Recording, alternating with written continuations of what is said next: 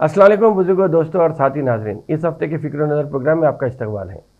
2024 के इलेक्शन हो गए हैं और फिलवक़्त एनडीए की हुकूमत बन गई है। जी हाँ, बीजेपी की नहीं, एनडीए की हुकूमत बन गई है। और बताने के लिए तो बीजेपी की हुकूमत है, क्योंकि जब वज़ीर आज़म ने अपने वज़रा का इंतखाब किया तो ऐसा बताने की कोशिश हुई कि बिल्कुल बीजेपी की हुकूमत है, कोई तब्दीली नहीं आई है। लेकिन वज़ीर आज़म को चलाना तो एनडीए की हुकूमत ही है। और पहला से पार्लियामेंट का सेशन जब शुरू हुआ, या वोट ऑफ थैंक्स के वास्ते, स्पीकर के इंतखाब के वास्ते जब पहला सेशन शुरू हुआ, तो शुरू भी हुआ और ख़त्म भी हो गया। लेकिन ओम बिरला लास्ट टाइम की तरह इस बार हुकूमत को चलाना या अपोजिशन को दबाने का काम नहीं कर पाएंगे, क्योंकि एक तो ताकतवर राहुल गांधी उनके सामने हैं एज लीडर ऑफ अपोजिशन, और दूसरा अपोजिशन के पास भी इस बार सरों का समंदर है। अगर एक तरफ 241 हैं तो दूसरी तरफ 235 भी तैयार हैं। तो राहुल गांधी सीधा निशाना लगाए हैं प्राइम मिनिस्टर नरेंद्र मोदी के ऊपर। ताने बाने बहुत सारे हुए, जिसकी वजह से हो सकता है कि एनडीए के जो सालार थे उनका कंसंट्रेशन भी जो चीज़ वो बोलना चाह रहे थे उस पर उनका नहीं रहा। वैसे जुलाई में फिर से बजट सेशन है और पीएम को याद रखना है कि वो एनडीए की हुकूमत है, बीजेपी की हुकूमत नहीं है। इसलिए कि 10 साल से जिस तरीके की तानाशाही चली थी उसको इस बार खैरबाद करना पड़ेगा, क्योंकि फिलवक़्त की हुकूमत जो है वो नीतीश कुमार और चंद्रबाबू नायडू के बैसाखियों पे के सहारे चल रही है। इसके अलावा भी अगर हम देखेंगे तो जिस तरीके से बीजू जनता दल बीजेपी का साथ दिया करती थी, इस बार बीजू जनता दल भी मुखालिफ बीजेपी की हवा दे रही है, बल्कि मुखालिफ बीजेपी का वाज़े तौर पे इशारा दे दिया है। अब राज्यसभा में किस तरह बिल्स को मंजूर किया जाएगा, अब तक की मनमानी एक तरफ थी, लेकिन इस बार ऐसा है कि अब मंजूरी बहुत दूर की बात हो गई है। वैसे भी अगर देखें तो हिंदुस्तान भर में 3 करोड़ स्टूडेंट्स ऐसे हैं जो नीट को लेकर परेशान हैं, या उनका मुस्तकबिल जो है वो नीट को लेकर, नीट के पेपर के अफशा के बाद से वो काफ़ी परेशान है। अगर स्टूडेंट तबका 3 करोड़ ऐसा परेशान है तो मैं समझता हूँ कि इसी के मुमासिल अगर देखेंगे तो जो बेरोज़गारों का परेशानी है वो भी अपनी जगह है। अब इन सब के बीच में नरेंद्र मोदी अपनी हुकूमत किस तरह चलाएंगे या एनडीए हुकूमत किस तरह चलेगी, ये बैसाखियों के साथ साथ इन्हें और भी मुश्किलात का सामना है, क्योंकि 6 स्टेट्स ऐसे हैं जो अब बहुत जल्दी इलेक्शन को जा रहे हैं।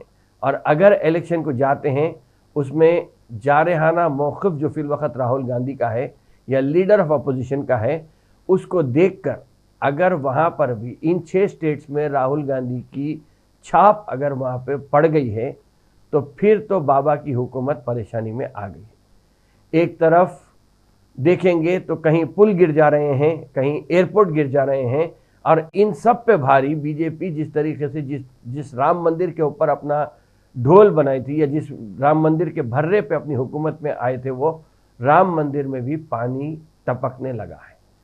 अयोध्या की सड़कों की तो बात हो गई है, लेकिन मैं समझता हूँ कि इन सब के अलावा किस तरह वो अपनी हुकूमत को लेकर चलेंगे, क्योंकि पार्लियामेंट में बहुत सारे ऐसे बिल्स हैं जिसको लेकर हुकूमत को परेशानी हो सकती है। मिसाल के तौर पर डिलिमिटेशन की एक्सरसाइज चल रही है।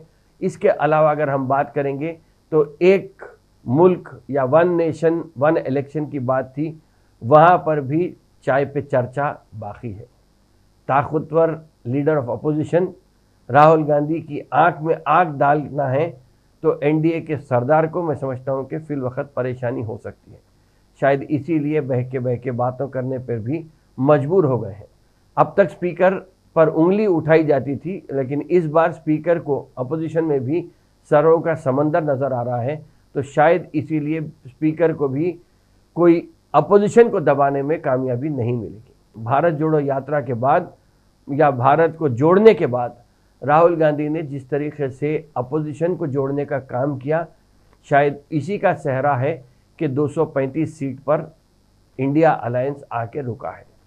थोड़ा बहुत अगर हो सकता था तो मामला बहुत कुछ बदल सकता था, लेकिन मैं आगे उसकी बात करूंगा। फिलवक़्त ये कहूँगा कि 5 ट्रिलियन इकॉनमी या स्टॉक एक्सचेंज 80,000 के निशाने को पार कर जा रहा, ये सब बातें ऐसा है कि ये इकोनॉमी की बात करने वाले जो सरदार हैं या एनडीए के सालार हैं, वो भारत जोड़ने वाले लीडर के सामने कितने बेबस होते जा रहे हैं, ये अगले सेशन में ही मालूम पड़ जाएगा। अभी तो फिल्म का ट्रेलर देखे जहाँ पे स्पीकर का इंतखाब हुआ, लेकिन अभी फिल्म बाकी है। अब जब 5 ट्रिलियन इकोनॉमी की बात करें, उसी में ये बात भी हो रही कि इंडिया 5th लार्जेस्ट इकोनॉमी है और 2030 में यानी अब से 6 साल के बाद 3rd लार्जेस्ट इकोनॉमी भी बन जाएगी। लेकिन अगर हम देखेंगे तो साहब की हुक्मरानी में अगर ये चीज़ अभी हो जा सकती थी, लेकिन अभी फिर 6 साल का वक्फा देना पड़ रहा कि हम वहाँ तक जाएंगे। लेकिन अगर इसमें हम प्रॉस्पेरिटी की बात करेंगे या आवाम की बेहतरी की बात करेंगे, तो मैं समझता हूँ कि हम 100 ममालिक की भी फहरिस्त में नहीं हैं, बल्कि हम और नीचे चले गए हैं। 150 की जो फहरिस्त है उसमें हम 100 के बाद हमारा नंबर आता है। अगर परचेजिंग पावर पैरिटी देखेंगे, जिस तरीके से आपकी आमदनी को खर्चना है या जिस तरीके से आपकी खर्च होना चाहिए आवाम का, तो उसमें अगर हम देखेंगे या इनफरादी तौर पे जो इनकम होनी चाहिए, अगर उसको अगर हम बात करेंगे तो इंडिया का नंबर 120 और 150 के बीच में आता है। वैसे फर्स्ट 50 में होने के लिए इंडिया तरक्की याफ्ता मुल्क हो जाएगा, 5 ट्रिलियन इकोनॉमी भी हो जाएगी, 3rd नंबर पे भी आ जाएगा। लेकिन परचेजिंग पावर पैरिटी के मामले में और बेहतरी के मामले में, मतलब प्रॉस्पेरिटी के मामले में, आवाम की प्रॉस्पेरिटी के मामले में देखेंगे तो हम काफ़ी नीचे हैं। फर्स्ट 50 में आने के लिए अब किससे कम्पीट करना पड़ेगा, अगर उसकी बात करेंगे तो टर्की, रशिया और ग्रीस वहाँ पे ऑलरेडी मौजूद है। ये बात ज़रूर है कि फिल वक्त एनडीए हुकूमत आ गई है और अपनी मनमानी नहीं चल सकती। वैसे सबका साथ सबका विकास की बात हुई थी, लेकिन आहिस्ता से जब गवर्नमेंट आ गई तो फिर मुख्तार अब्बास नकवी को भी एग्ज़िट का डोर बता के बाहर भेज दिया गया। यही बात हो रही थी कि 80-20 की बात होने वाली थी, लेकिन इस बार ऐसा लग रहा कि मुरादाबाद का हल्का है, वहाँ पे ऐसा लग रहा कि मुसलमान को एक टिकट के बारे में सोचा जा रहा है। बीजेपी भी एक मुसलमान को टिकट देने के ऊपर सोच रही है। 80-20 का फॉर्मूला था, सबका साथ सबका विकास था, बुलडोज़र थे, बहरहाल ये सब चीज़ थी। मैं समझता हूँ कि फिल वक्त ऐसा है कि राहुल गांधी के डर के वास्ते अब कहीं ना कहीं फिर से मुसलमान की उंगली पकड़ने की एक कोशिश हो रही है। साजिशें बहुत चलेंगी, हमें अकल से और होश से काम करना है। एक सीट देने से बीजेपी कोई हमारी हमदर्द नहीं हो जाने वाली है, जिससे कि जैसा कि अभी तक बताने की एक कोशिश हुई थी, ये कोशिश फिर से होगी। लेकिन शफीकुर रहमान बर्क साहब के इंतकाल के बाद उनके जो पोतरे थे ज़ियाउर रहमान बर्क, वो एमएलए से एमपी बन गए हैं, तो इसीलिए ये नशिस्त खाली हुई है। लेकिन फिर मैं ये कह रहा हूँ कि एक सीट दे देने से याद रखिए कि ऐसे बातें बहुत होंगे, ऐसी कोशिशें बहुत होंगी कि हमारे वोट को फिर से एक बार तकसीम करने की कोशिश हो सकती है। बहरहाल हमें दानिशमंदी से के साथ काम करना है। अभी जो ट्रेलर की बात हुई थी उस पर अगर मैं बात करूं तो ये कहूँगा कि अभी तक तो ट्रेलर में राहुल गांधी का हम मौक़िफ़ देखें। राहुल गांधी जिस तरीके से बात कर रहे थे, अपोजिशन उनके साथ मिलके पूरे मिलके जो हमला कर रहे थे वज़ीर आज़म पे, ये बात अपनी थी। लेकिन अब कुछ ही दिनों के बाद जब राहुल गांधी के साथ उनकी बहन प्रियंका गांधी भी आ जाएंगी और साथ में साथ देने के लिए एक तरफ अखिलेश रहेंगे तो दूसरी तरफ महुआ मोइत्रा रहेंगी, तो मैं समझता हूँ कि पार्लियामेंट के डिबेट्स और ज़्यादा हसीन हो जाएंगे। क्योंकि साहब को बोलने के लिए बहुत ज़्यादा, अभी तक बात हो रही थी कि मुंह में दांत है ना हाथ में नाखून है, लेकिन अब तो मुंह में ज़बान भी ज़रा सोच समझकर चलाना होगा। क्योंकि ओम बिरला को एक तरफ न्यूट्रल रोल निभाना है और एक तरफ 235 तो दूसरी तरफ 241 मेंबर्स को भी संभालना है। तो मैं समझता हूँ कि जब वायनाड का इलेक्शन होगा और प्रियंका गांधी भी पार्लियामेंट पहुँच जाएगी, तो मैं समझता हूँ कि अपोजिशन का सीना 56 इंच का हो जाएगा और बाबा जो नॉन बायोलॉजिकल भी हैं, बाहुबली इमेज भी है, उनका इमेज चिकनाचूर हो जाएगा। 1000 करोड़ रुपए के खर्चे से जो मार्केटिंग प्लान बनाया गया था, जो इमेज को सुधारने की बात हुई थी, मैं समझता हूँ कि वो पूरा चिकनाचूर होने के करीब नज़र आ रहा है। ज़हनी तौर पर तो फिलवक़्त ऐसा लग रहा कि साहब कमज़ोर होते जा रहे हैं, कंसंट्रेशन कहीं एक जगह कर नहीं पा रहे हैं, इसलिए कि अपोजिशन ताकतवर की जो आवाज़ उठ रही है अपोजिशन साइड से ट्रेजरी बेंचेस के तरफ, मैं समझता हूँ उसको लेके काफ़ी परेशान है। अगर कर्नाटका में 6 सीट बढ़ जाते, तेलंगाना में 2 सीट बढ़ जाते और मध्य प्रदेश में 9 सीट अगर बढ़ जाते कांग्रेस के खाते में आ जाते, तो मैं समझता हूँ कि यह तख्ता कभी भी पलट जा सकता था।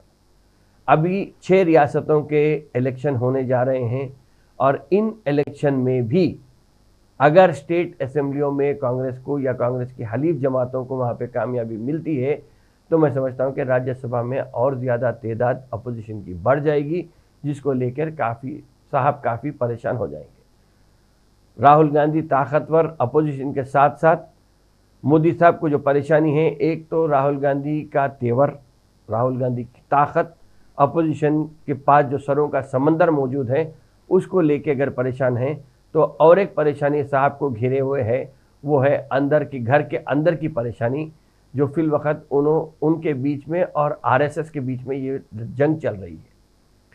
अगर बाहर वाले से लड़ना है तो वो तो कभी भी लड़ा जा सकता है, लेकिन घर के अंदर की लड़ाई जो है उससे साहब काफ़ी परेशान है।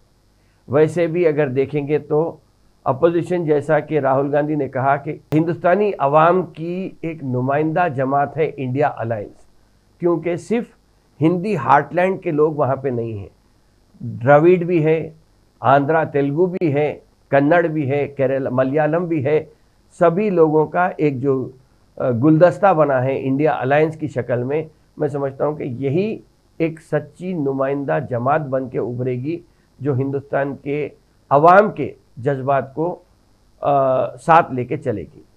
लीडर ऑफ अपोजिशन का पोस्ट मिलने के बाद राहुल गांधी और ज़्यादा ताकतवर हो गए हैं, और जिस तरीके से इंडिया की बात हो रही है, वहाँ पे राहुल गांधी आज अवाम के लीडर बन के सामने पेश आ रहे हैं, जबकि साहब सूट बूट के लीडर हैं। वरना वैसे राहुल एलओपी क्या होता है, अगर लीडर ऑफ अपोजिशन की बात करेंगे तो उसमें अगर याद रखिए कि वहाँ पे जो बड़े ओहदेदारों का तकर्रुर होना है, उसमें एलओपी का दखल देना बहुत ज़रूरी है, या एलओपी की राय बहुत ज़रूरी होती है।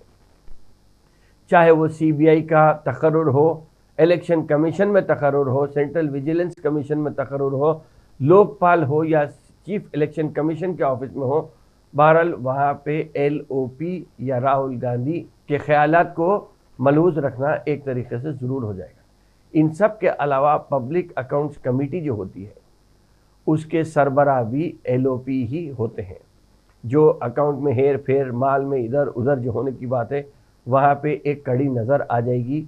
जो अब तक 10 सालों में एलओपी का ओहदा पार्लियामेंट में नहीं था, जिस तरीके से मनमानी चली गई थी, वो अब इस बार ऐसा लग रहा कि फिलवक़्त साहब को अपना सर बचाना की ज़रूरत है, क्योंकि 235 अगर डंडे एक साथ पड़ेंगे तो 141 और 235 में कोई ज़्यादा फ़र्क नहीं रहेगा।